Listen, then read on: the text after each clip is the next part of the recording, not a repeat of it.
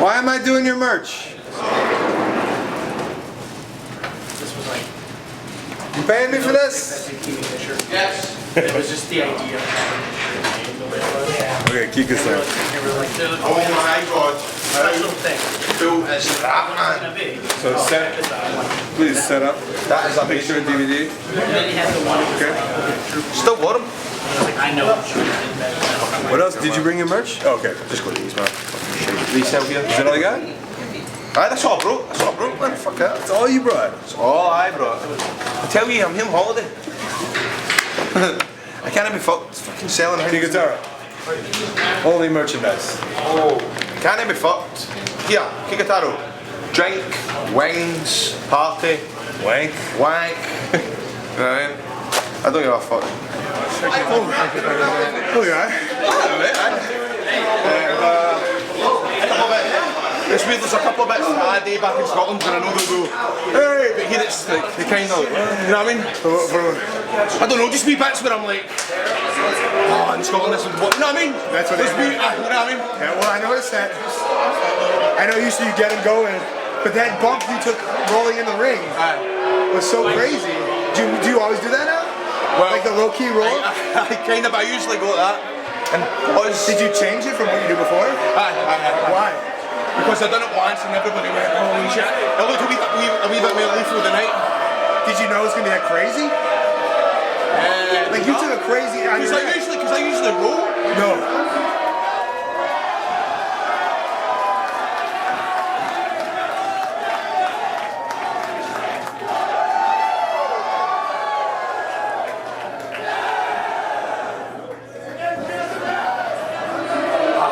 That's why I was like, shit. That's why this stuff didn't go. Well, because the music stopped as well. But you could have got them cheering. But they were so worried about your neck. Shit. Because they're like, you look fucking crazy. You got a holy shit chair. Oh no. Well, the easy thing was when I started in 04 and 05, like everyone was trying to be Steve Austin, everyone was trying to be The Rock, and everyone was trying to be cool, and there was a lot of like black boots, jean jackets, vests. No one wants to be the dork anymore. So when I went to IWA and it was all deathmatch and serious, and like a lot of those guys were going on to stuff, I was like, I'm gonna be everything that they hate, because at least then maybe I'll be memorable. A lot of people like harp on it's like another comedy match. I don't like it. Like wrestling's supposed to be this and it's this. It's not made for jokesters and pranksters. We have our niche because there's so much out there, and I think it breaks up a show. I feel like it should be a variety, and I think the show today for freelance is a good example of all the variety that you can have. I was a diver in high school. I can do backflips, but I can't do backflips like Ricochet or Matt Sydal.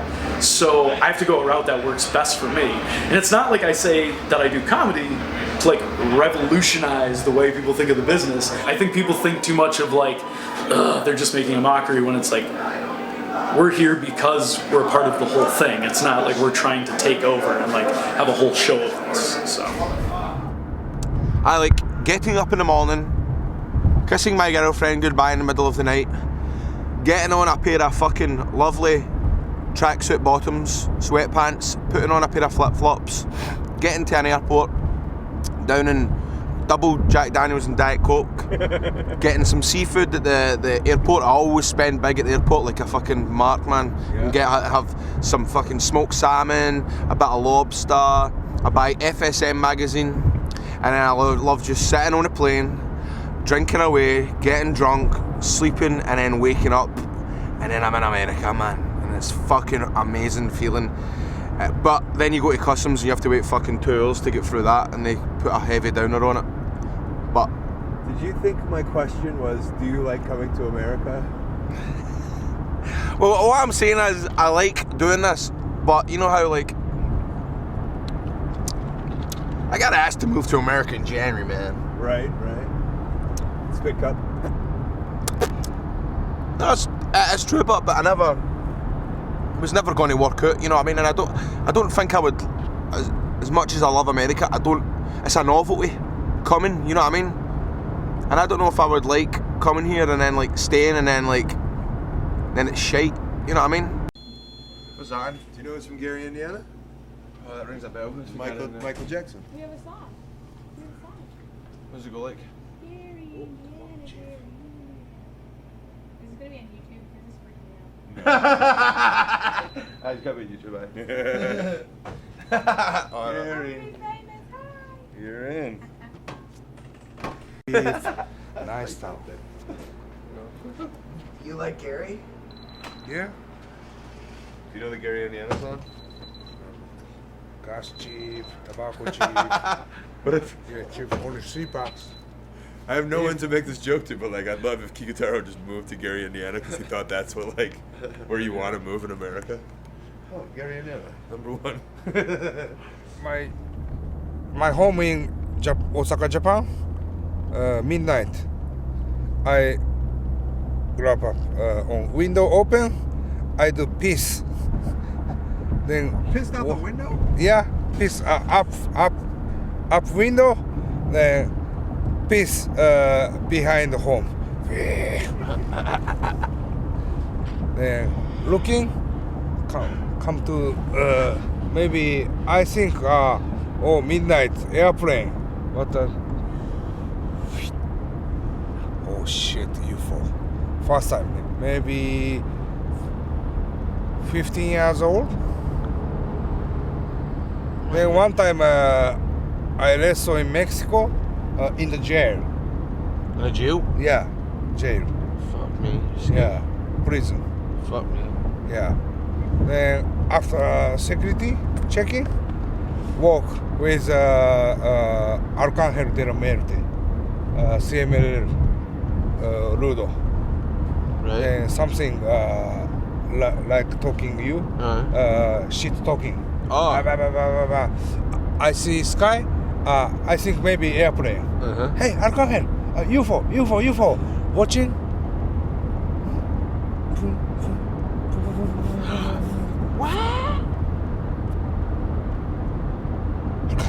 UFO. She. Really? Yeah.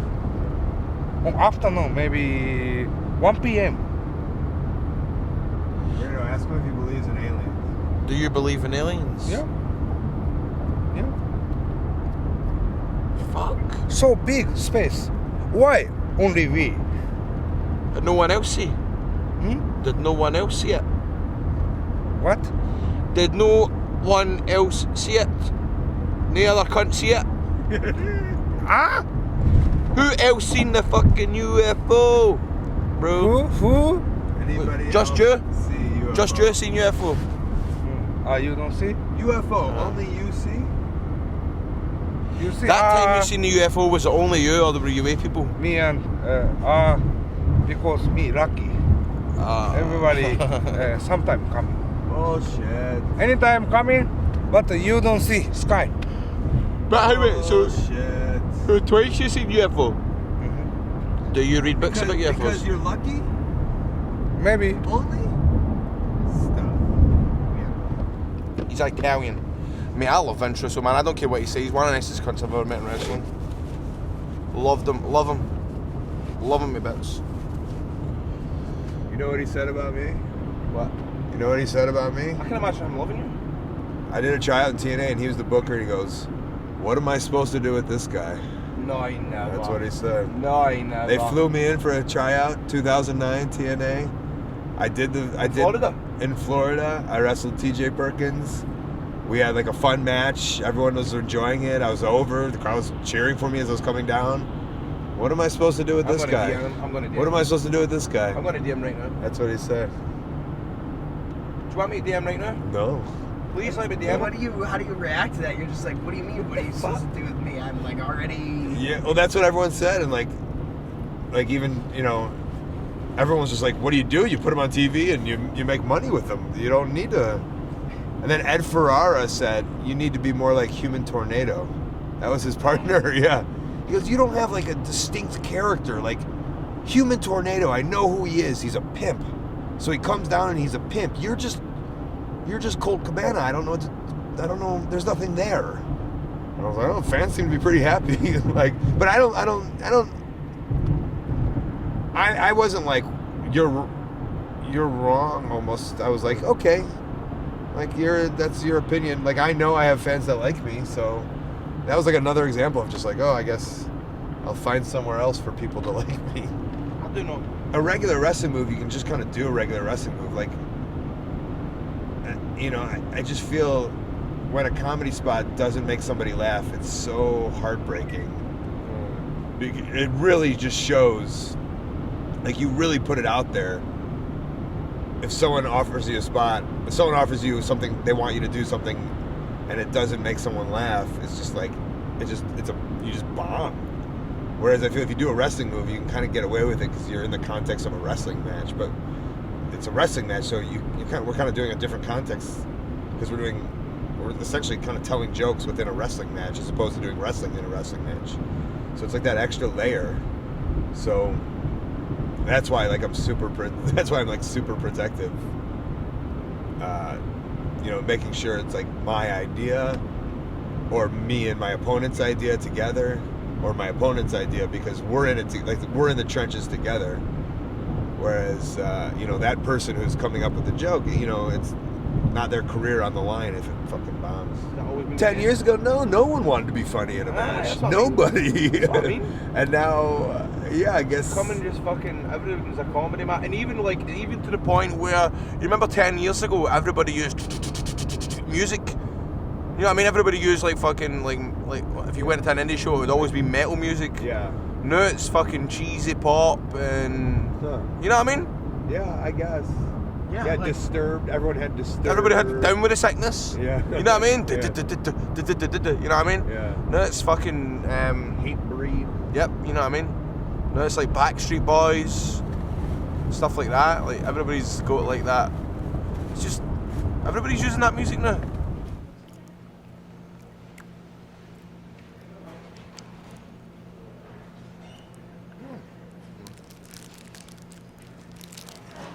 What'd you ask the lady? Oh, well, you come on. That's a recommendation because this is like Milky Way. And you have fast break. Yeah, fast break. Well, what'd you ask her about the lights? I asked if this town needed somebody to get their Christmas lights put on because the Stevenson lights where I live were put on Friday night and I was supposed to put them on, but I couldn't be there because I'm right here. So I'm trying to put the Christmas lights on somewhere here. She isn't the first person you asked. I've been asking everybody. Who puts their Christmas lights on? Do you the- feel bad that you can do? You come to do this. You're I okay. feel a fuck. Okay. Also, you know how you're always worried about your breath. Right, is it stinking? Can I recommend something? Always eat peanut butter fast breaks when talking to people, because it just smells like wonderful peanut butter. There you It smells go. delicious. I get it. I'll keep that in mind. Yeah. Instead of gum, just start eating Reese's. That's a good idea, actually. Your breath smells great. Just smells like Reese's Oh. peanut butter cups. Thank you. Yeah, amazing. Thank you. You're welcome. Thank No. You. No, thank you. No, thank you. It's good. Do you want some gum? I know. Does Tracy's mother smell nice? Does he smell nice? You know, like, well, you smell nice, you know what I mean? I don't think he smells bad. Yeah, okay, that's fine. That's I what- didn't want to ask that first, in case. Most famous people smell nice, though, you know? Famous wrestler is different than famous celebrities. Steve Linsky spent the weekend with Rey Mysterio, and then he bought the same aftershave as Rey Mysterio. And then I met Steve Linsky and I was like, Linsky, you smell amazing, man. I was like, you smell famous or something? He's like, yeah, Rey Mysterio is my aftershave. So I'm getting this aftershave when I come back with Chicago F4. So whatever Tracy Smothers aftershave, you're gonna wear it. Oh, aye. Yeah, I can imagine him smelling nice and kind of like clean, strawberry, fucking creamy. You know what I mean? I could be talking shit. This Route 66. Is this Route 66? No. There was one of my most favorite feuds, probably maybe my favorite feud, was the guy named Sean Spears in OVW in like 2007, 2008. and now he wrestles in NXT as Ty Dillinger, which just shows you how crazy wrestling can be. Is he was in developmental in 2006, now it's 2015, and he's still in their developmental system. It's just, you know, it could be either good or bad, but I'm sure it would drive someone crazy. But we had a match. We just had one match, and then it kind of led to another match. There was no mapped out anything for it, but essentially we turned 2 matches into an 8-month program, and we were doing TV every single week. For 8 months, Spears and I were connected, and it went from, you know, we did all different variations, and it went from like, it was around the TV title, and then it was around tag team titles, and then we started tagging together, and then we split up, and then we were trying to get the best of each other. It was just a long, long thing, and I thought that was really cool because people really invested in it. And nowadays with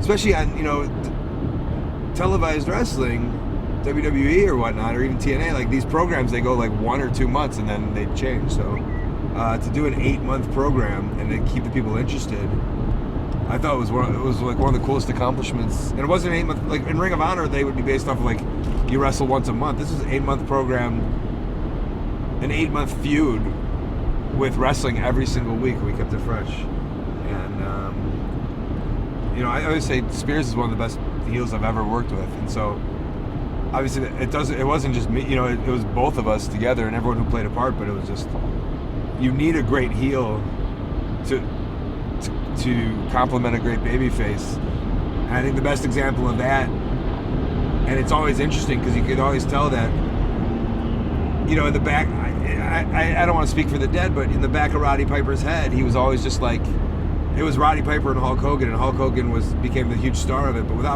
and he always said it, without Roddy Piper, you know, there was no Hulkamania and there was no Hulk Hogan. And the idea of you need that heel to help to make that baby face. And heels are very unselfish people. They have to be. And it says, you know, they don't get any of the credit, you know, or at least as much as they should be. But in that 8 months, you know, Spears or Ty Dillinger, like, he worked his butt off to make me popular. And, you know, got no credit for it, really. It was just like, the people really loved me and really hated him, and he did his job. That was his job. He was such a good heel. He was so good at it. And we did comedy too, and he was like he was just such a great straight man. And that's what, like, I love as a comedy wrestler. Like, a lot of people think, oh, comedy wrestling, let's put 2 funny people in there, or 2 funny characters. You need 2 funny people.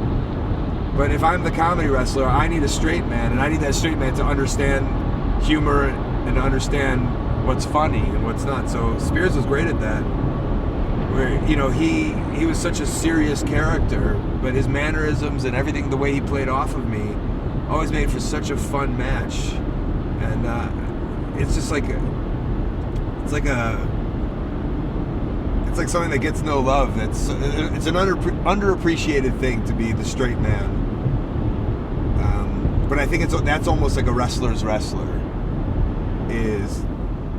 That was like the first place, not the first place, but we used to go down to IWA Mid-South every Wednesday and every Saturday. So it was like the same crew, and in a small little locker room.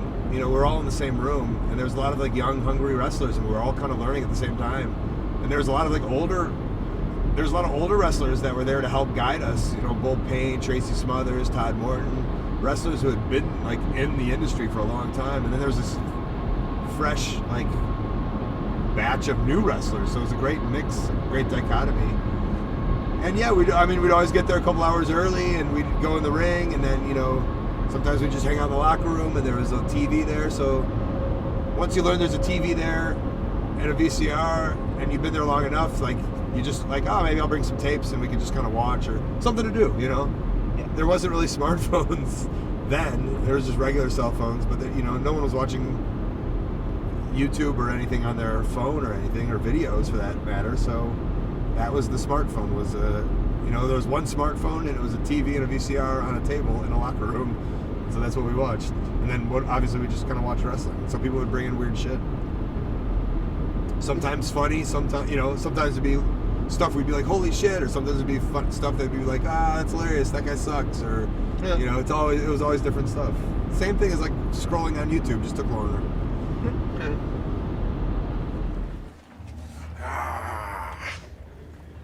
Is that Mudvayne? Dig. Good tune. I used that when I was a backyarder in my grand's back garden, but I wrestled myself, basically.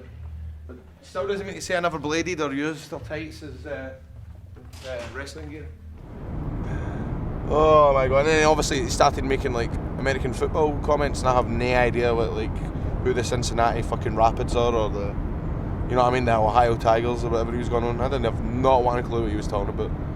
Can you just keep naming names for me, please? Well, like the Ohio Tigers. Go on. Who the else? Cleveland Stompers. Yeah. The Indianapolis Lions.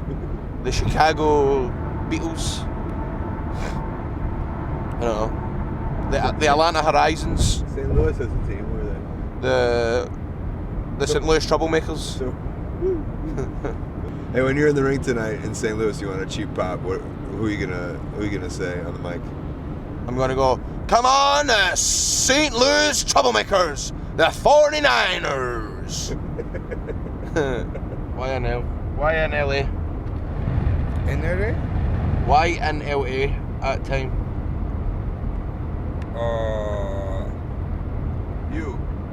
You have tickets XFL? Yeah. Why were you in America? Work in XPW. What? You were an XPW? Uh-huh. Fuck Sub manager give me tickets. You were an XPW? Yeah. Rob Black? Yeah. Lizzie Borden? Yeah. Who else? Homeless Jimmy? Yeah. Chaos? I wrestle. You wrestle Chaos Jimmy?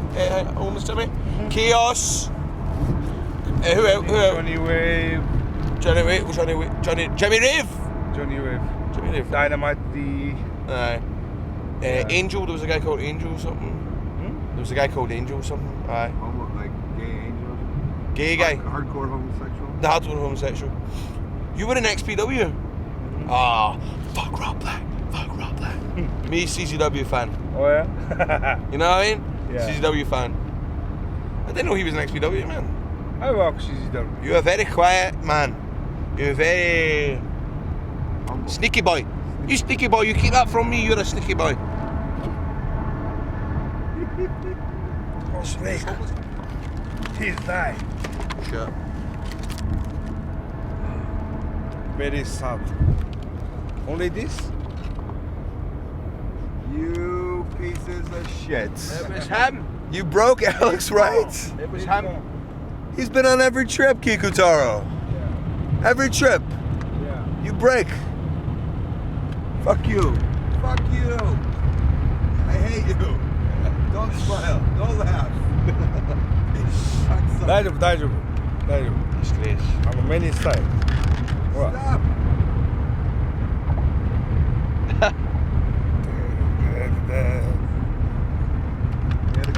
Alright, hen, that's just me travelling back from Cleveland, Ohio down to St. Louis, Missouri. Never been there before, but it seems as if it's a nice wee tune. No as nice as Scotland, of course. Scotland's a belter. I fly back there on Tuesday. I'm going to get myself beef jerkies and I'm going to jerk myself off in the toilet before I leave back for Scotland because I've not had a wank in about 6 days.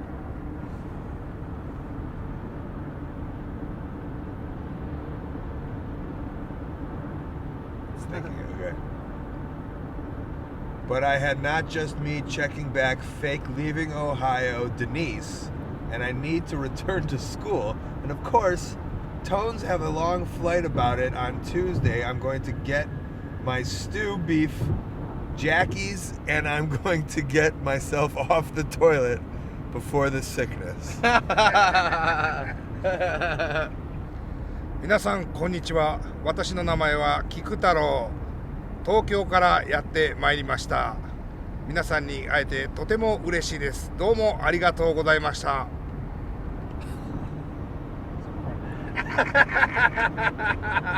funny. I funny. That's all I picked up. That's honestly what it had. Okay. Go ahead. Hey guys, So I am here with not only security, but I want you to turn around and show them your name. It's on the shirt itself. That's right, Sheriff Hardcore Andy. His nickname, in quotes, the Sheriff is just a title, right? Yes, it is. Well, it's great to have you here. I got a show. I don't want to cut my promo. I got a show. I don't want to cut a promo. Come on over here, my friend. Will you cut the promo for me? Yes, I will. Are you excited to cut this promo? Yes. Do you understand what a promo is? Yes, I do. What do you think a promo is? When you tell where you're going to wrestle at, the next place you're going to wrestle at. Perfect. And you're wrapped up and ready. Yes, I am. What's up with the hand? If somebody messes with me, this is what happens. I knock them out. Was this for the promo or this is life? This is life. I do it all the time. Every time I do security, I always tape my wrist up. I don't blame you. Here we go. December 12th, Brooklyn, New York, Fighting Spirit Wrestling. I am making my return. Okay? Let them know I'm coming. Let Brooklyn know. Fighting Spirit Wrestling, New York City, December 12th. Sell the match. Let them know Colt Cabana is returning. He means business. You mean business? New York, Brooklyn, New York? Don't look at me. Don't look at me. Look at the camera. Brooklyn, New York, Colt Cabana returns? Again. Don't look at me. I'm nervous. I've never done this before. The camera. I never done this before, so I'm kind of nervous. What was it again? Brooklyn, New York, Fighting Spirit Wrestling. Colt Cabana returns December 12th, Saturday. December 12th, Colt Cabana returns to Spirit Wrestling. Not the airlines. No, not the airlines. Fighting Spirit Wrestling. Fighting Spirit Wrestling, December 12th, Colt Cabana returns. I forget what your opponent was. I didn't tell you my opponent. I don't know. Did you return to the wrestling? You want to just make up an opponent? Yes. Okay, go for it. Yeah, I don't know who you're going to wrestle, but I know when you return to Brooklyn, New York, you're going to kick his ass. I thought you said you wanted to make up my opponent. I don't know. You're going to kick the dude's ass. That's all I know. Didn't you say you were happy to make up an opponent for me? Yes. So make up an opponent. I don't know who you're going to wrestle there. You're going to make your return, so whoever you're going to wrestle, you're going to kick his ass. But that's not making up an opponent. No. So make one up. You can wrestle me if you want, if I was up there. Name a job. A fireman? Name a name. What was your best friend's name when you were a kid? Chris? Great. I'm wrestling Fireman Chris. I'm wrestling Fireman Chris. Fighting Spirit Wrestling, December 12th, Brooklyn, New York.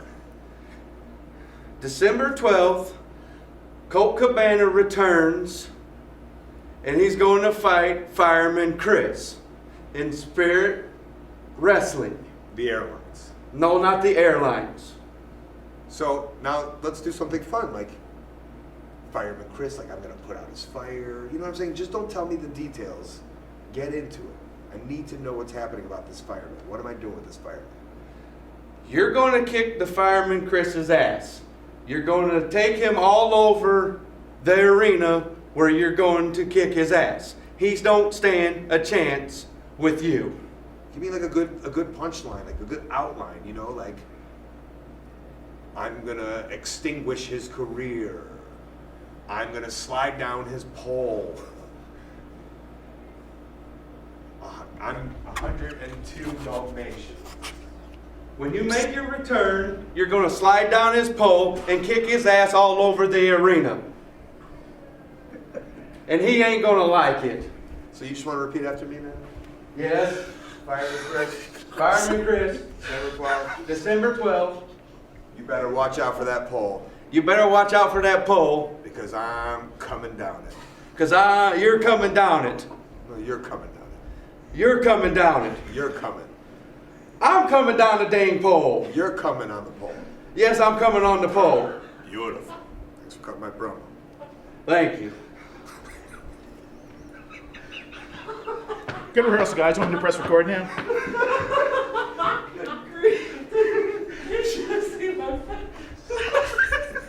Was that fun?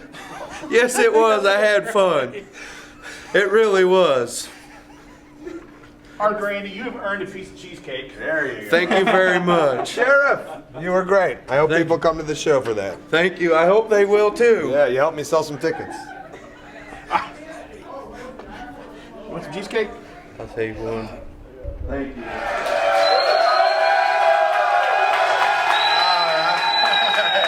All right, how you guys doing? Come on in, sit down, relax, have a good time, grab a PVR if you got one. You're about to listen to The Art of Wrestling, a professional wrestling podcast. It's a life podcast, it's a personal journal, it's an entryway to the minds, the souls, the hearts, and the lives of the people involved in the world of professional wrestling.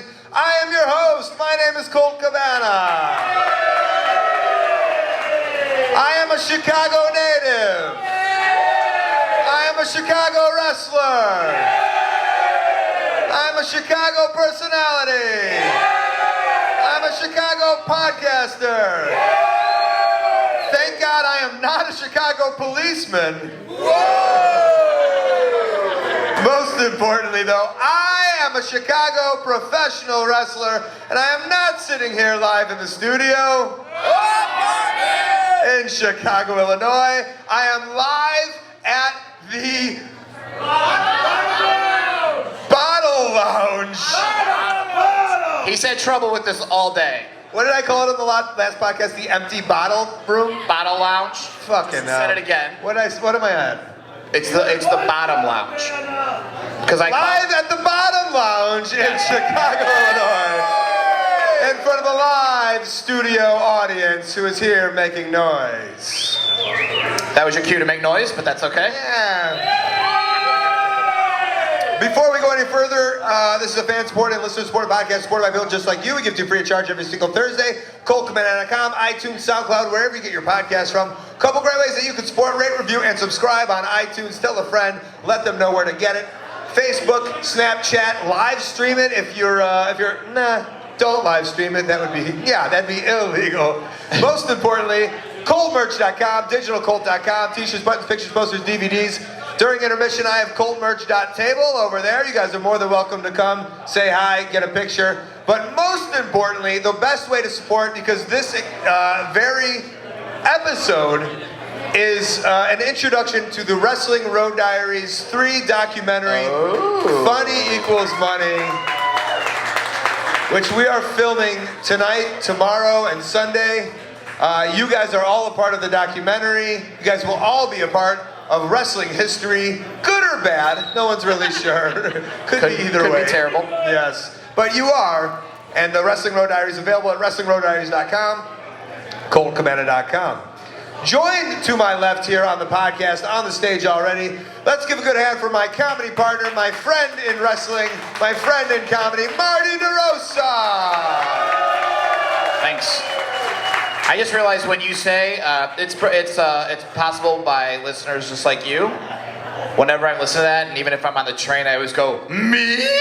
I like to do that. So when you said it, I wanted to scream it out, but I didn't. Do you want me to do it over again? Yeah, please. Guys, this is a fan-supported and listener-supported podcast supported by people just like you. Me? I like to do that. It's a kind of Cookie Monster vibe. A little bit. Hey, guys, this is a fan-supported, listener-supported podcast, and I have cookies for people just like you. Yes. Okay. We are dying a slow death to start it off. No, we're not. This is going to be so fantastic. He's been messing up the name of this. He called it at one point the Power Bottom Lounge, I think. That was a thing he called it, which is not where we're at. Well, sure. That's on Halstead. I think Sunday nights. Sunday nights this turns into the Power Bottom Lounge? Okay. Yeah. Marty, we are doing a movie about documentaries. A movie about documentaries? Marty, take two. Marty, we're doing a movie. We're doing a documentary. Wow. Yes. We are doing a documentary, wrestling documentaries. Wrestling documentaries. And I have a lot of my favorites. Maybe some of these guys have their favorite documentaries that they love when it comes to professional wrestling. Yeah. I heard one, No Holds Barred. That is a documentary. That is, yes. That is true. And let's talk about why that was a wrestling documentary. Well, Hulk Hogan at the time was under a lot of criticism for steroid use in the 90s. Yeah. And really wanted to change his name to what his muscles did due to the steroids. Which was RIP. And he also killed a black man in the movie. Correct. If we don't remember, Hulk Hogan killed Zeus, who was a black man.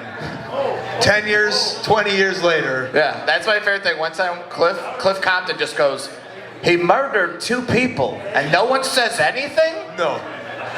Sad. I guess, Brill kind of killed himself. He walked into the, You think that was suicide? suicide. Like how they have suicide by cop, that was like suicide by rip. Suicide by racist professional wrestler. I think. Yeah. Beyond the Mat is a famous... Beyond the Mat is it the best of all time? Cheers for Beyond the Mat. Best documentary of all time? Beyond Wrestling with Shadows. Wrestling with Shadows. Very good. There's this one... Can I say my favorite thing to do with Wrestling with Shadows? Sure. Whenever I'm pulling a suitcase that has like the, you know how wrestlers are always seen, like whenever I'm doing that, whenever I see a little kid, I always want to go play with the headbangers and then keep walking. That's my favorite thing to do. You know, I think Thrasher was on my show and he was like so proud of that. He's like, yeah, everyone loved us. Remember Wrestling with Shadows? Bret Hart told his kids, let's go play with the headbangers. Sure. He was very proud of it, which I would be proud of that too. I think that was my claim to fame. What if Bischoff was like, we got to get the headbangers, because I think we got a lot of our stars' kids would have a real good time. Yes. Like Goldberg's like, hey, you better sign the headbangers. My kids don't like hanging out with these shithead nasty boys. Kids play with I'm glad kids like to play with the headbangers as opposed to the headbangers who like to play with kids. That makes all the sense in the world. Yeah. Let's get our friends out. Can I say one more thing about my favorite? It's a documentary, but not a documentary. The Randy Orton WWE, it's like the something of a viper or something. It's like half of it is real, and then half of it is like kayfabe, sure. I guess. So there's parts where storyline driven. Right, there's parts where he's just like, yeah, I'm Randy Orton, I quit the army or the Marines. I was like, shut up, Marines. But then there's other parts where they're like, he just lost a very important match. And the camera crew comes in and he's like, not now, guys. Or he's looking at his tights and he's like, should I wear the black with the red trim or the black with the gray trim? Then he shit in everyone's bed. Yeah. And it was wonderful. It's looking full in here. What do we do? Yeah, you guys want to bring out the guests of the Wrestling Road Diaries 3? Oh, shit. Let's welcome to the stage. They flew all the way here to be in your beautiful city of Chicago, Illinois.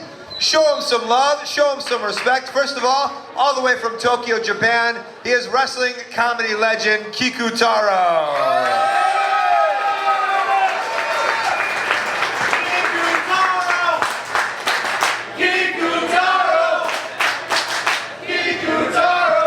Coming all the way from Stevenson in near Glasgow and or Edinburgh, Scotland. A small little town in Scotland, but he's come here to your little town of Chicago. Please welcome BBC superstar Grado.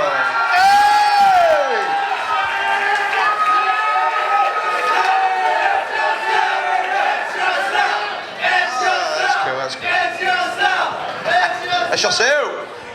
All right, Grado, let's say hello. Say hi to your friends here in Chicago. Hey guys, what's going on? Oh, an ICW shirt. Kikutaro. Hi. Hi guys. Hi. Chicago tonight? Yeah! Wow. So we're very excited. We're filming a documentary. We're going to be traveling around all of the Midwest. And the idea is comedy wrestlers traveling and kind of breaking down the art of comedy in wrestling, I guess. See, Grado over here is just picking his ear and is just fucking lost right now. Which I think is the comedy aspect of him. Grado, do you know that you're funny? No. Okay. You think I'm funny? Well, I find Marty funny. You're a funny guy. Thanks, yeah, thanks. Kikutaro's a really funny man. I only met Kikutaro yesterday. I've actually seen Kikutaro unmasked. And I thought he was going to be a very, very old man. But he actually looks really young. Spoiler. Was that not meant to tell these people that now? Now say that. Do you guys want me to translate for him? He thought Kikutaro was an old fuck, but he's a handsome devil. Kikutaro, do you have sex with many women? I hope. How many times do you have sex? So many times. Say number one time. Number one time? Yeah. Number time? Chloe Grace Moretz. Chloe Grace Moretz. I love. Anyone understand that? I heard close your mullets. Close your mullets. Yeah. Fuck you. How many times do you have sex? I don't remember. So many times. Have you ever been in a gangbang? No? Many people sex. Maybe. Maybe. Grado showed me a video of many people having sex. Yeah. Yes. I just showed Colt Cabana, Kikutaro. I haven't showed you yet, but about 75 men having sex with one another. That was good. It was cool. It's the first time I've seen that. Yeah. You know what I mean? But Those ICW after show parties get pretty out of hand. Grado, tell me about your impression of Chicago. What do you like about Chicago? What have you done here? since I came to Chicago, I loved a place called Portillo's. Oh man, that was amazing. Hey, there was about 300 people in there at lunchtime. Fucking, there was hundreds of cunts there.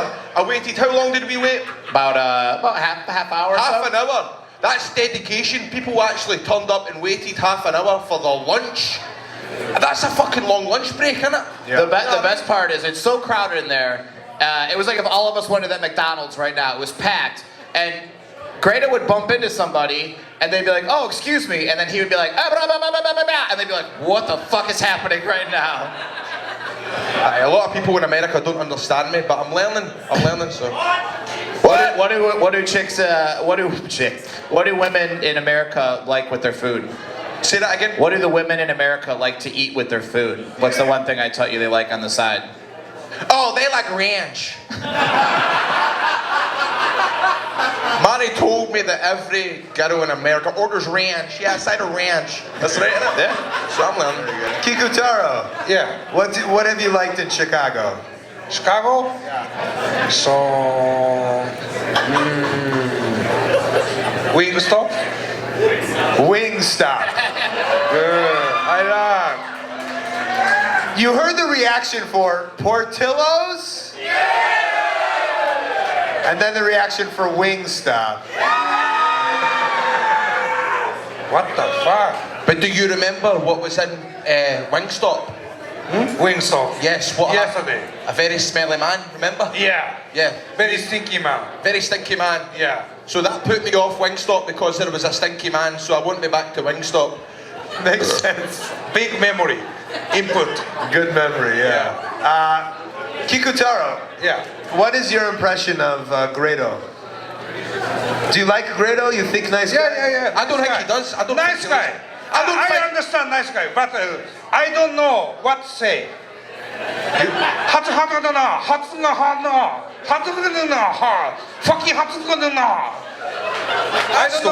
So that wasn't him speaking Japanese. I speak, I talk to Grado, he speak to me anytime. What say?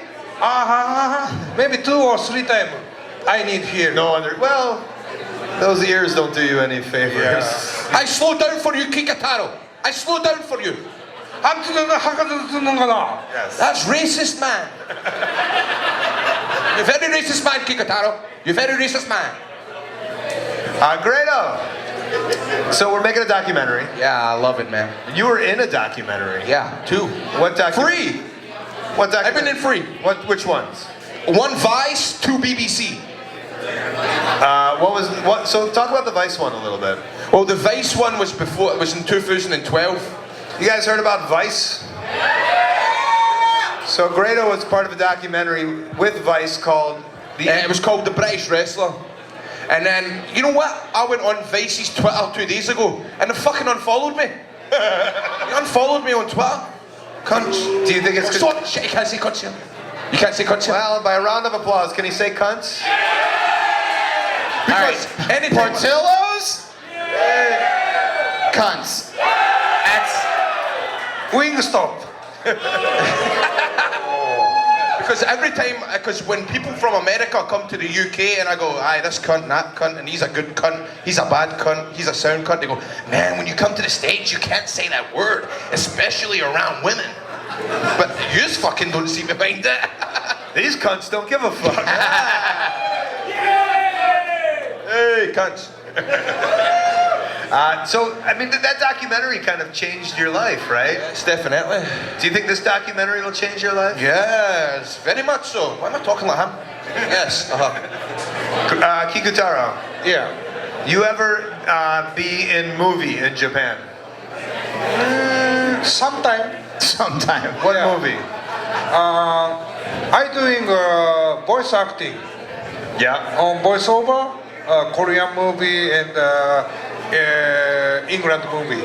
So, Sometime. Kikutaro is a voice actor. Kikutaro, please repeat after me, okay? Okay. Bob Rohrman.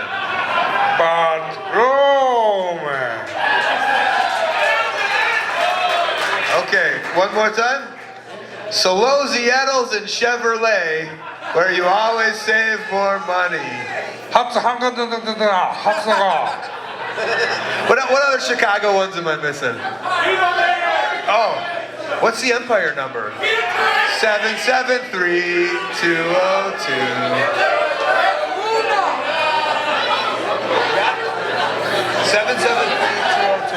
773-202. 773-202.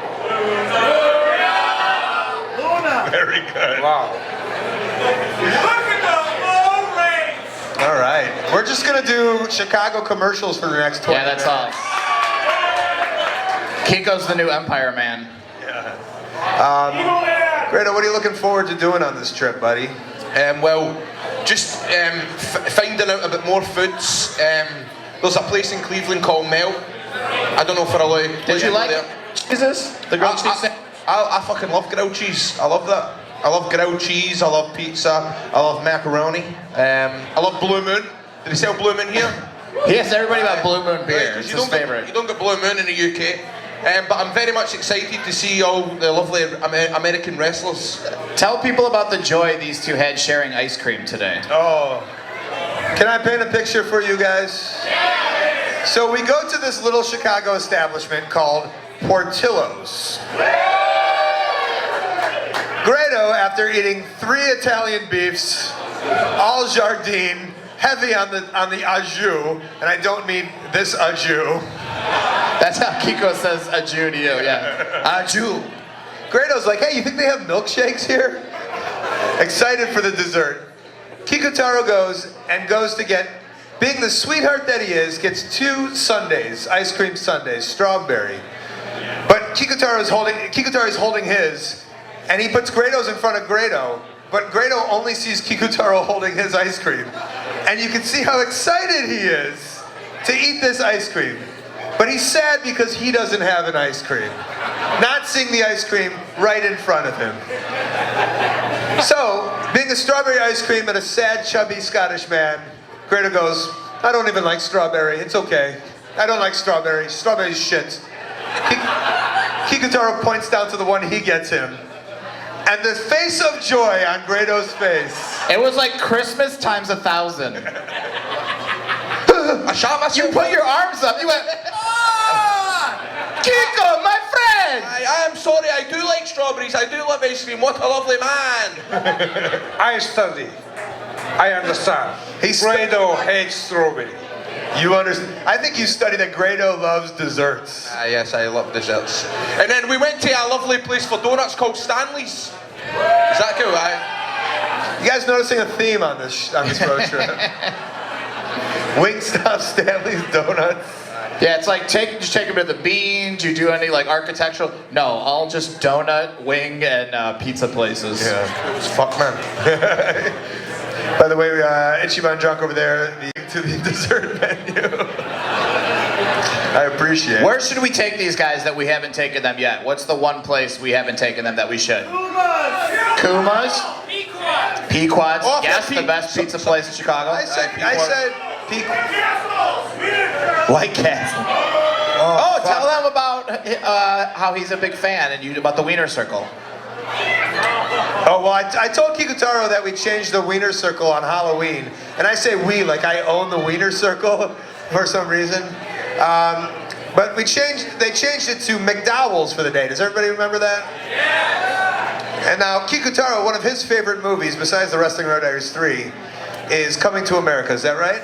Yeah, Coming to America and the Delirious. And Delirious. Do you want to do a little? Are we? Yeah. I think as an artist, we're allowed to say that we're going to be doing a little of Eddie Murphy. You want to do some Delirious for them?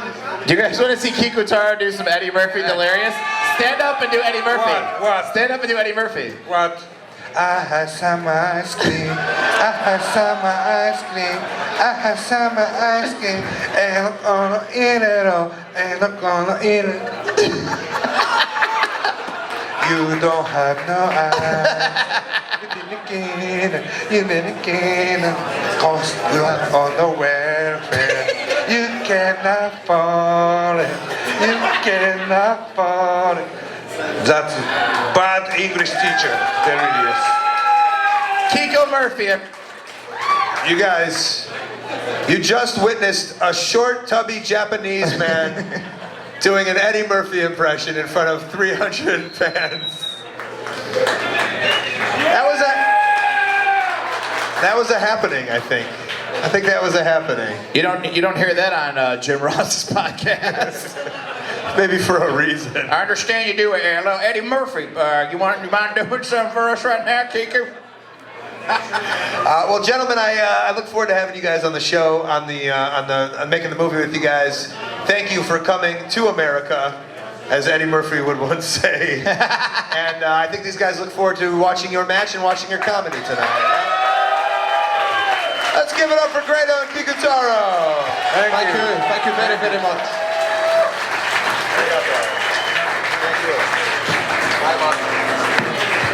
Oh, Yes. If I doesn't wrestling, If you don't wrestle, yeah, no here, no meet yours, no friendship you, wrestling change my life. Yeah. If I don't wrestle, maybe never fuck. Yeah, never fuck. Oh, you Cherry boy, maybe cherry boy.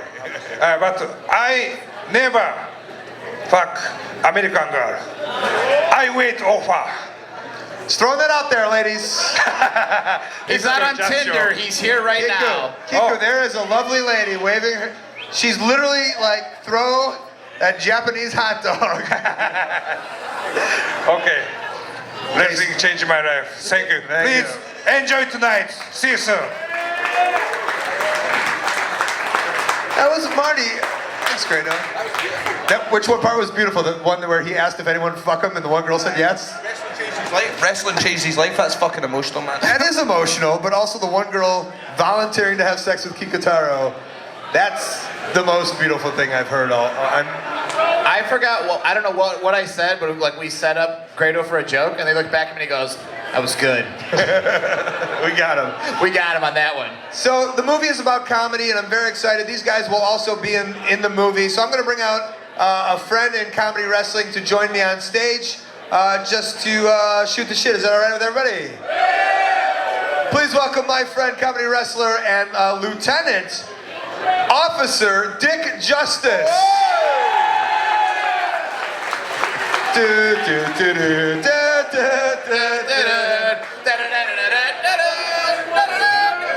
He's very tired already. There's a lot of stairs. They put more steps in there since the last time I went up them. Now, you told me before backstage you were a little upset that I called you a comedy wrestler. What's that? What's that? That was, you said I'm a serious wrestler. I don't know why you think I'm a comedy wrestler.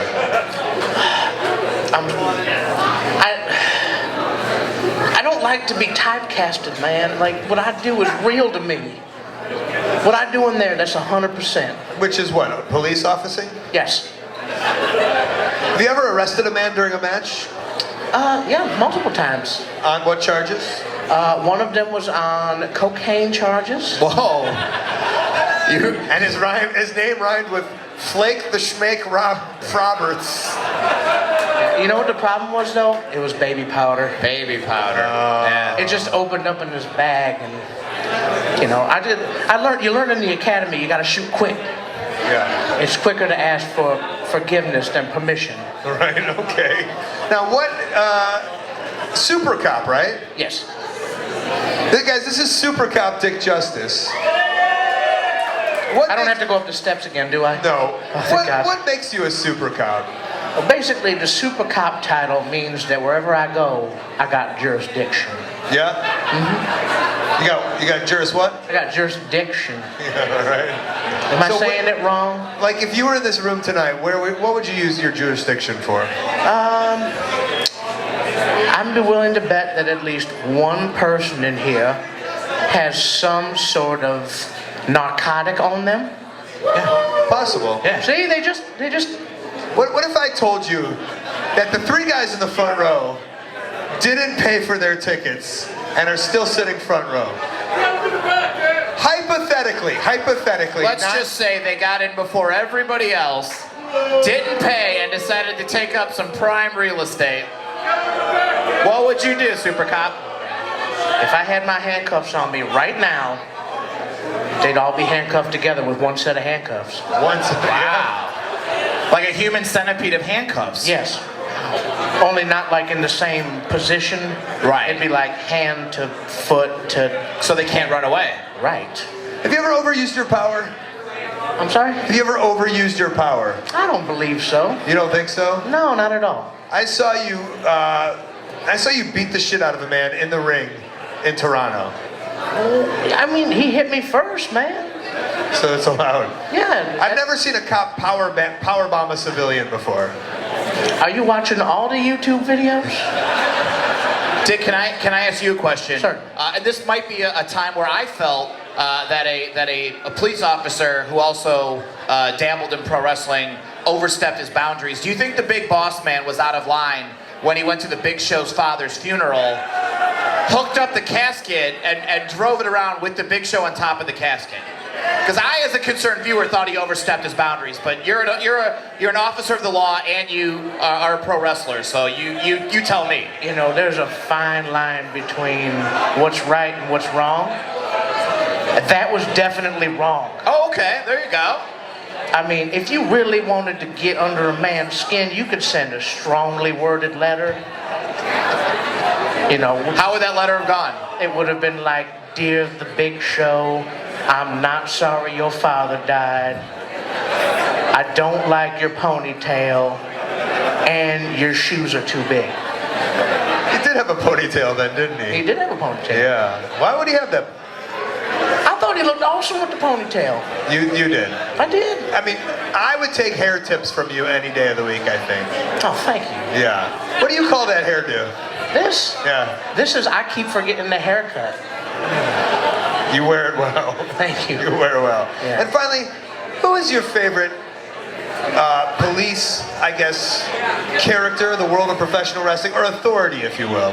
My favorite authority. Do you have a favorite authority figure in the world of professional wrestling? Any past or present? President Jack Tunney. President Jack Tunney. Got any President Jack Tunney fans here? Yeah. Give it up. No Jack Tunney. No. What were your thoughts on the State Patrol? Buddy Lee Parker and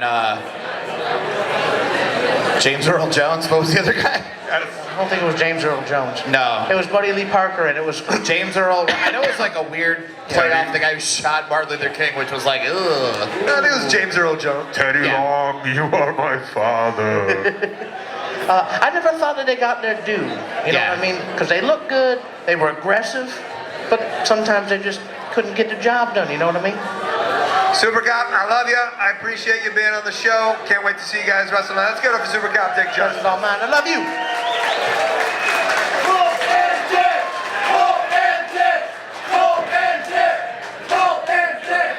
Colt and Dick chance. I'll take it any day of the week. Chance, yeah. Again, also because of wrestling is the only reason I've had sex too. So, Colton Dick, thank you very much. That's when the crowd should start chanting, name some names, name some names. The movie!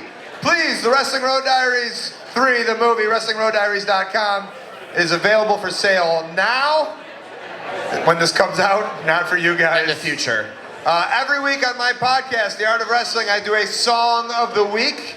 And I'm excited to do a song for you guys tonight. I'm excited to present a song. I will not be doing a song. No, we Marty can't will play not be any doing a instruments. song. We're going to take these away. But ladies and gentlemen, I want to welcome you to the stage. The wrestling musician-y style of an amazing punk rock band, wrestling themed. Please give it up. They're going to do the song of the week, which is Funny Equals Money, which is the title of this documentary. Please give it up for the Razor Ramones! Razor Ramones, ladies and gentlemen. Say hello to the bad guys!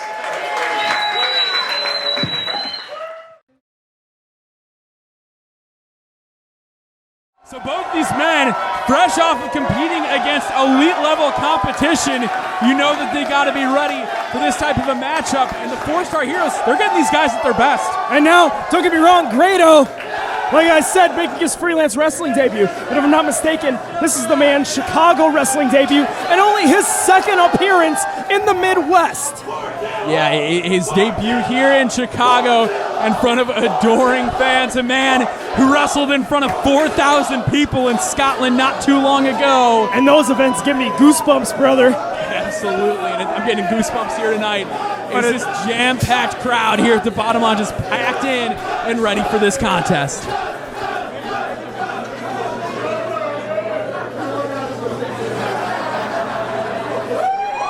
But did they ever tag team with Dennis Stamp?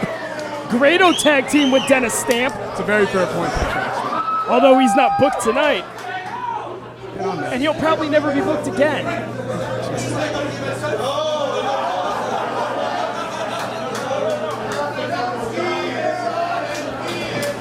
We got Grado with a questionable chant there.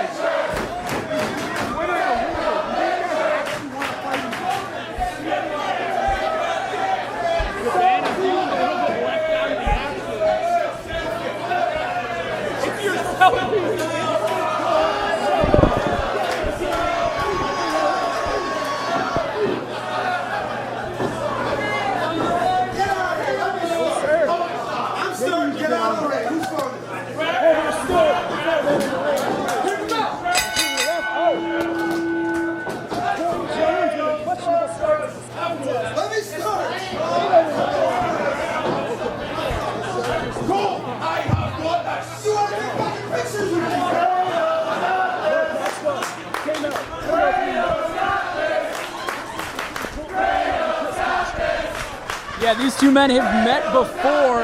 And it was, in fact, Colt Cabana that Chris Castro credits with making him become a man inside professional wrestling. If it wasn't for that encounter with Colt Cabana, where Colt Cabana almost broke Chris Castro's nose, who knows where Castro would be today. Very well said. He made a man out of Chris Castro, and tonight in tag team action, it's going to be interesting if we get to see those two interact once again. Grado tying up with Chris Castro, and he's going to make an immediate tag, and it's not a bad strategy. Oh, maybe Grado feeling the effects of the American style of that wrist twist.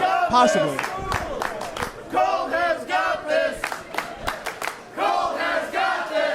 As we said, this was only his second or third time competing here in the States. And now Castro and Cabana squaring off, center of the ring. Castro going to the wrist lock, and Cabana now in a bad way. And he's going to tag right up, but Grado ignoring the tag. These guys have to sit in a car all weekend for Wrestling Road Diaries 3. It might be developing an early beef here. Oh no! Nix is in to intercept him, and there's no rules in freelance, but they're going to hug it out. That's what friends do. They stick through the thick and thin together. Oh, and a smart way out. Double team thumb to the eye by Grado and Cabana, and now the 4-star heroes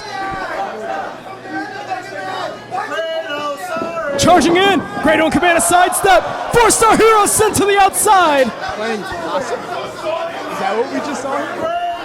It's a smart tactic. These men have a big experience advantage over the younger Nix and Castro. And the crowd wants an apology. Nix charges in, but a belly bump from Grado. Belly bump, home train, call it what you like. Grado sending Nix to the outside. Oh, and Castro, he's a large individual. That's not going to knock him down the same way it did Nix. Truffle shuffle.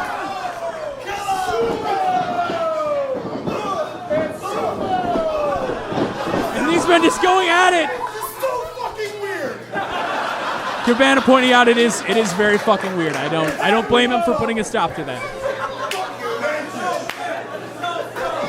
And now Grado playing timeout on the outside of the ring, hiding his face, and he's from Colt Cabana. He's really sad about this. Cabana's getting mad at him.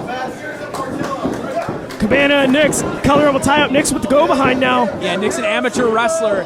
Might try to put that to use, but Cabana with those European tours, so crafty on the canvas, and you see it right there as he rolls through, spins his way around Nix, and just tornadoes around him, spinning him all the way around, that arm drag, and then the cartwheel to top it off. Hey, Matt Nix, Robbie Brookside says hello.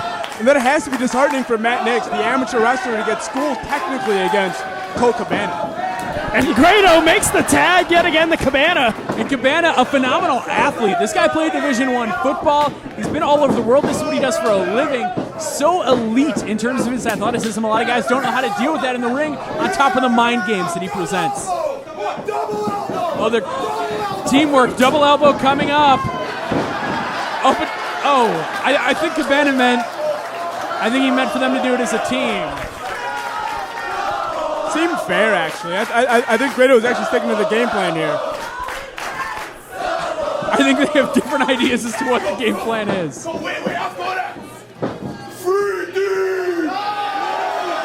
They're going to go for a 3D. And now you're talking about a move that has put away some of the very best wrestling has to offer. Oh, Cabana, we're not playing his part. But Nix, I don't think in prime position for the maneuver either. He's pretty upright in this predicament. Grado's still holding him though, waiting for Cabana to follow up. So that means Grado's D-Bot. Yeah, and Nix is allowing Grado to tire himself out, and he may have it. 1, 2, only one count. Nix maybe should have stayed on top of him. He was exhausted. Elbow drop from Nix to follow up. Grado did have him elevated for an extended period of time.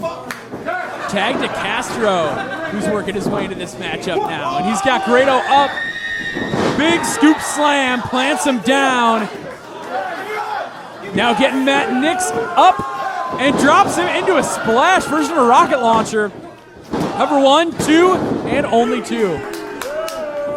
Only gets the 2. Grado able to kick out.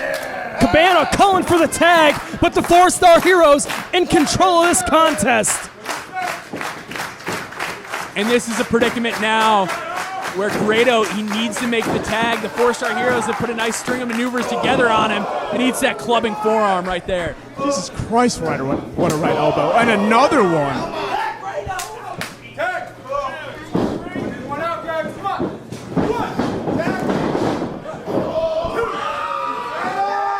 Matt Nix and Chris Castro putting together a beautiful combination. 1, 2, and only a 2 count. And we see that rear chin lock there by Matt Nix on Grado. Colt Cabana is blocking my vantage point. Can't see if it's under the chin. It appears to be there. And Grado trying to fire his way up the crowd at the bottom lounge behind him as he tries to get to his feet. Fires with some right hands, able to create some separation, hits the ropes. Big clothesline, Nix goes behind it, ducks, grabs him in a waist lock. Can't get him up.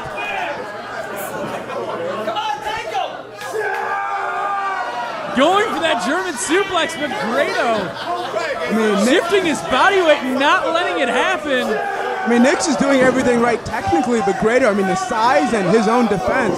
Oh, what a bump there. Yeah, he uses his posterior to break free. RKO out of nowhere!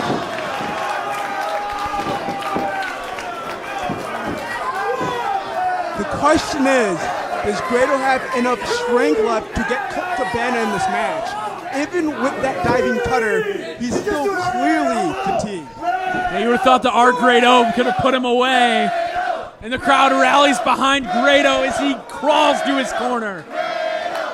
Tag to Castro by Nix. Tag to Cabana by Grado. Big close eye from Castro. No, double chop from Cabana and another to follow up. Big punch from Castro. No one home. Beautiful Cabana, shades of Dusty Rhodes with those jabs, and you know he's going to finish it off with the bionic elbow, but Matt Nix runs in and eats it instead. Oh, second to Castro, gets avoided. Castro shoots him into the buckles. Charges in, pair of boots from Cabana, sends him to the canvas. Cabana from the second. Nobody home, but he gets him the second time around. 1, 2, only 2. If anything, the second jump generated more momentum. It might have actually been worse for Chris Castro that he was able to get out of the first. But luckily for the 4-star heroes, Castro able to kick out. And like we said, the well-documented history between Cabana and Castro. Castro moves out of the way. Palm strike. The flying asshole avoided to set up the Saturday morning special bicycle kick. Rolling European uppercut from Castro. Cover 1, 2, 4 stars. Got him, no! Whoa. Almost a huge, huge win for the 4-star heroes. But Cabana keeping his team in the matchup. I think the 4-star heroes are looking at this as the end now. And now Castro signaling for the end himself. Looking for that Uber driver, that double underhook pile driver. Nix shoved off the rope by Grado. Castro charging in. Schoolyard bully. 1, 2, 3. Cabana with a beautiful folding press to put him away. And an excellent tag team contest as Cabana and Grado come up with the win. And boy, would we love to have him back. That's actually Chris Castro's girlfriend. Well, to the victor goes the spoils, and the victor is Colt Cabana. Did Viking War Party do this in the last show? Whatever happened to Nip Slip DDT girl? Cabana and Grado hug it out. They may have had some communication errors, but they're sticking together as a team. And the crowd at the bottom lounge says it all.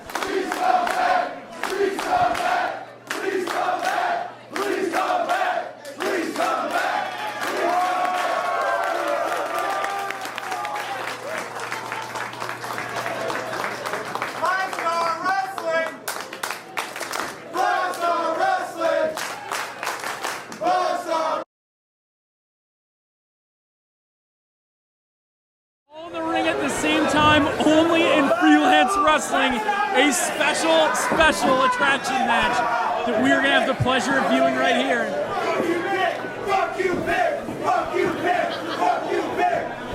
Oh, poor Deputy Joey Eastman being berated by fans at ringside.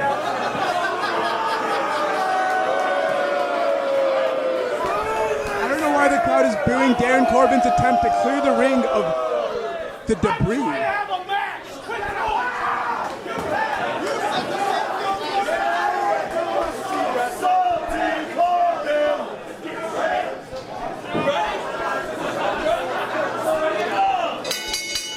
this unique three-way contest is underway. This is surreal.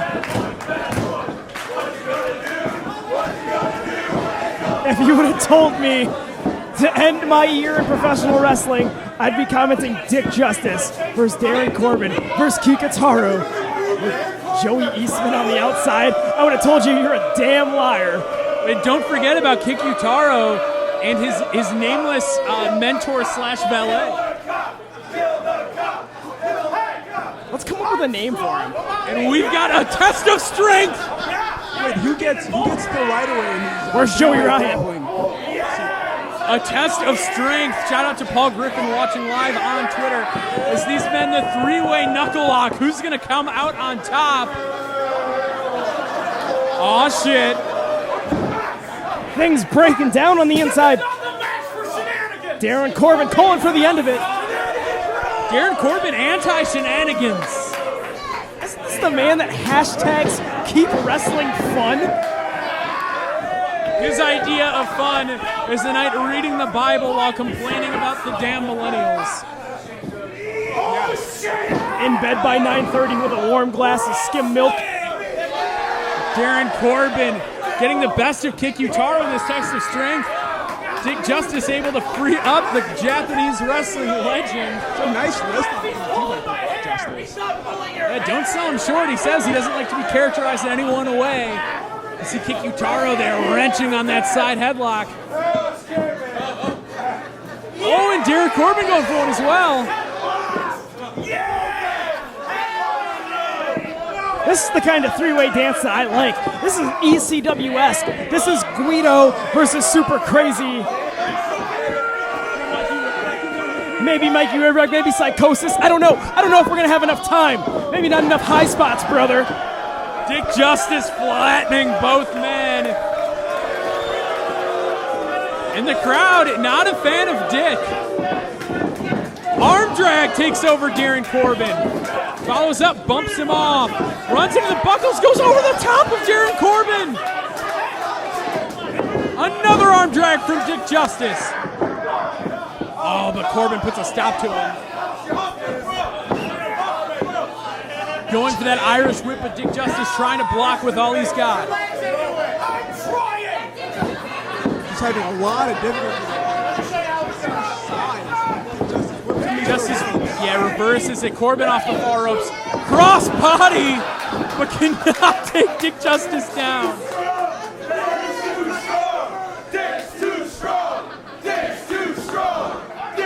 Kikutaro trips up Dick Justice. Oh, not going to be fooled by the drop down, the purpose of which is to trip your opponent. Kikutaro with the arm drag. It's actually always a Japanese arm drag when he does it. So if he were to do the overhead variety, would it be an American arm drag? A Japanese arm drag is actually the correct term. Beautiful body slam there by Dick Justice, by the way. Can we talk about the fact that Darren Corbin went to crossbody Dick Justice and he bounced off? Half the crowd loves America, the other half are a bunch of dirty commies! Fuck you! Fuck you! You see that guy looking back at us? I think I may have perturbed a bit. He's part of ISIS. Well, I mean, he's a dirty commie. Don't worry about it, Maxwell. Kikutaro trying to work together perhaps with Darren Corbin to take out the larger Dick Justice. Wrestling in international language. And both men are going to take it to Dick Justice here. So you mean to tell me both men are going to beat Dick? Yeah, two guys just pounding away on Dick.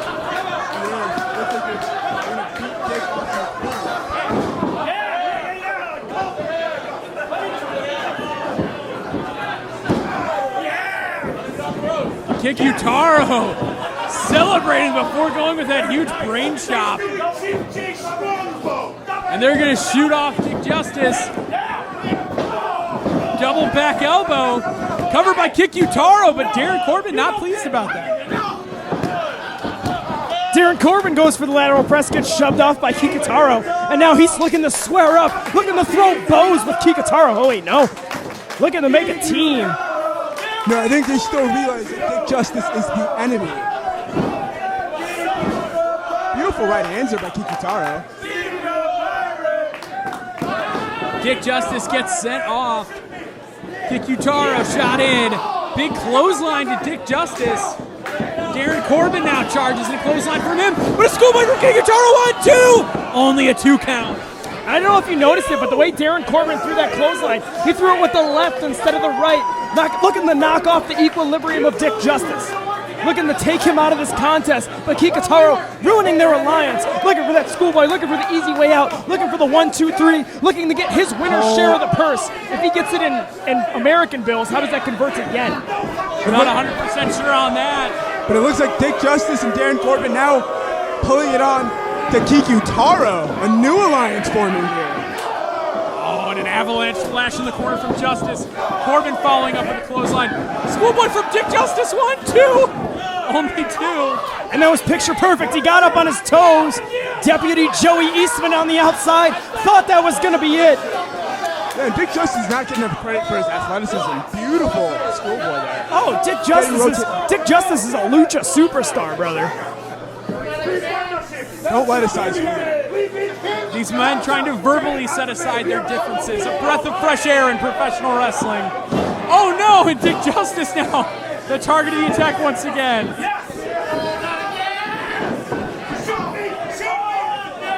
Corbin and Kikutaro shoot Justice into the ropes. And now Darren Corbin calling his shot like his name is Babe Ruth on the north side of Chicago. That left-armed lariat to Dick Justice. Oh, but Kikutaro, Corbin went first that time to avoid getting rolled up. He caught Kikutaro sneaking up on him. A lot of no, he's just dancing. He's just dancing, guys. It's fine. Did he call himself Japan's worst wrestler? I believe he might have. He did enjoy the American delicacy of Wingstop, however. He's a lemon pepper man. Dick Justice 1-2. Oh, only 2. Oh no, another schoolboy for Kikutaro 2. Only 2. Corbin seems to have a real blind spot. And no, Deputy Joey is the 2. Corbin kicks out. Deputy Joey Eastman tried to sneak out the win, but he couldn't get it. Referee's got him, Andy Long!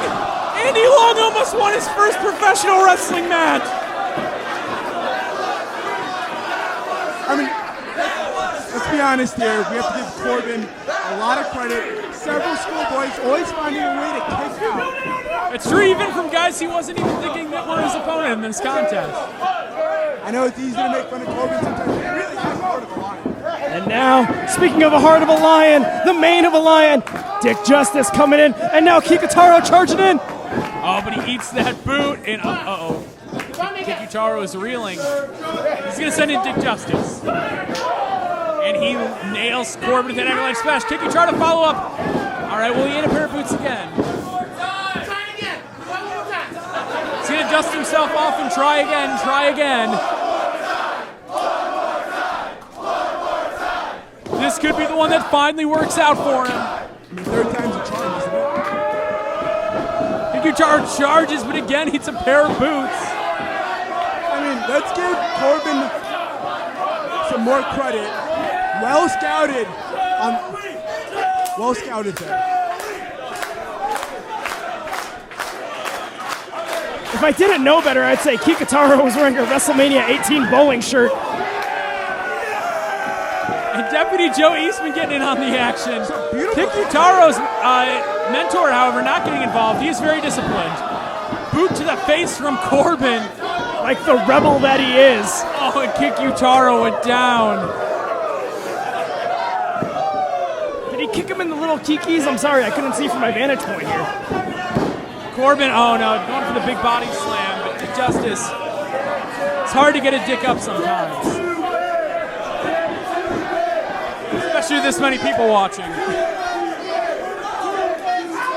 Looks like Corbin's going for one more attempt. Oh, gets scooped up with ease by Dick Justice, who slams him down in the center of the ring. You know, I know you said it's hard to get the dick up, but sometime, brother, the dick has to get you up, and that's exactly what Justice did to Corbin. Has control of this contest. But now, Kikutaro, center of the ring to Dick Justice. Deputy Joey Eastman on the outside. I don't know if they're reaching a plea bargain. It appears to be that.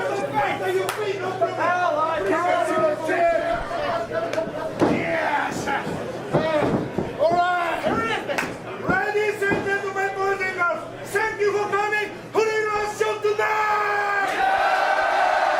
I understood about 3 letters of what he just said. Gonna take his time with this one. Make sure he executes it properly.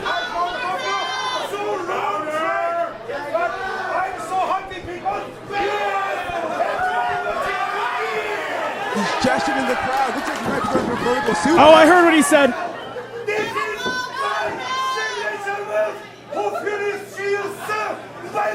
He said S-U-P-L. Lex! Went for his signature maneuver, but he took slightly too much time. He got dumped on his effing dome piece. Darren Corbin. If he'd gone just a millisecond earlier, I think he would have had it. Oh, shit. K-Mail duck. Oh, I don't know if this is appropriate in Chicago, guys. Well, things just got awkward. I'm out of here.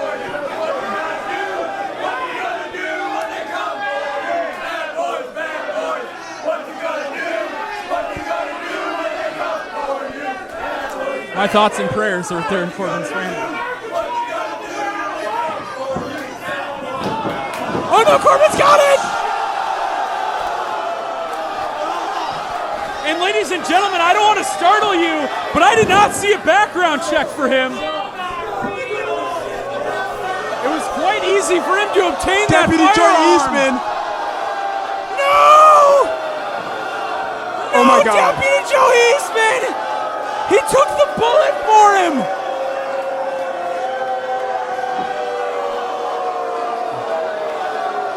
Corbin shot Deputy Joey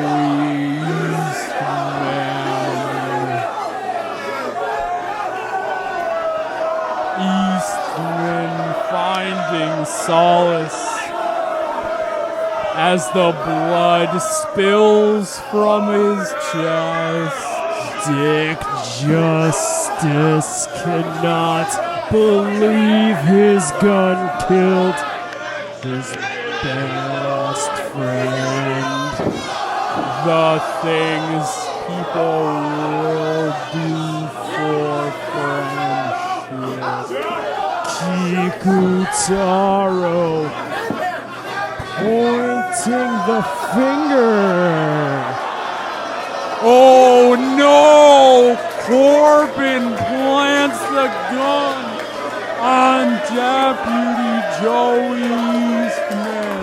And Super Cop Dick Justice throws 2, 3, 4, 5, 6, 7, 8, 9, 10, 11, 12, 13, 14, 15, 16, 17, 18, 19. Whoa! 20! He dedicates the match to the fallen Deputy Joey Eastman. Big lariat levels him. Hook the leg 1, 2, and 3. Dick Justice picks up the win.